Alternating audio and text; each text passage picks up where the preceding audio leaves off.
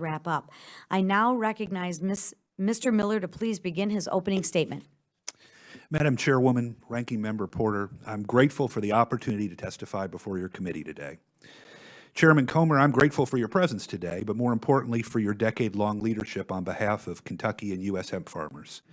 You and I started on this journey in 2012 and worked across the aisle to secure hemp's legalization in the Bluegrass State.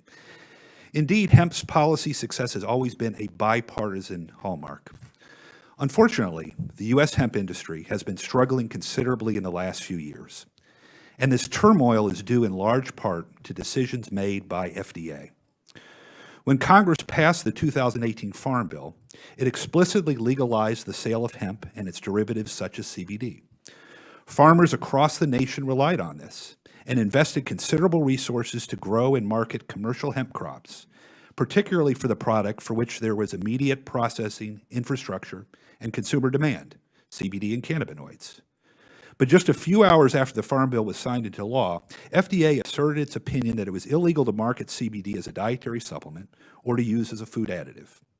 Beyond warning letters that mostly targeted illegal disease claims, the agency has not engaged in meaningful enforcement. This position, coupled with lack of action, has cast a cloud over the industry. FDA has swung back and forth with contradictory positions. First, the agency affirmed its ability to regulate CBD under current law. We agreed. But then in the intervening 4 years, FDA stalled, even ignoring congressional appropriations report directives to take expedited action. Finally, this January, the agency concluded that it could not regulate CBD under existing regulatory pathways. It stated a concern over the substance safety.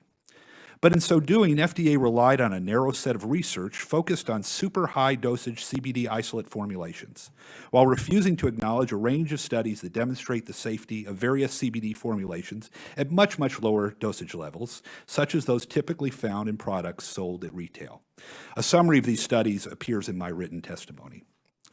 Lack of a federal framework has led to the proliferation of unregulated products, some of which raise significant quality and safety concerns. Surplus hemp CBD biomass is being chemically converted into impairing products, such as Delta-8 THC, which are being sold unregulated, sometimes to minors. These products serve as a lifeline to U.S. farmers, and when manufactured properly can be of considerable value to adult consumers. We oppose their ban or criminalization, but they need to be strictly regulated for safety and kept out of the hands of children. Meanwhile, federal regulatory uncertainty severely impacted the hemp and CBD markets, with reduced manufacturing demand resulting in a more than 90% commodity price decline, crushing farming opportunities. Please see this chart behind me. In all but one category, prices have collapsed due to FDA inaction. The one exception in green, that line represents the price of hemp flower, which recovered when it started being widely used for Delta-8 THC. It's clearly time for Congress to act. We support legislation that's been introduced by a bipartisan coalition. H.R. 1628 would provide a regulatory pathway for CBD as a food and beverage additive. H.R. 1629 would ensure that hemp ingredients could be lawfully marketed as dietary supplements. In the Senate, S. 2451 and its companion House bill, H.R. 4849, would provide both regulatory paths. All of these would require compliance with the entire existing comprehensive regulatory frameworks for dietary supplements and food, which help ensure products are safe, properly labeled, and produced under good manufacturing practices.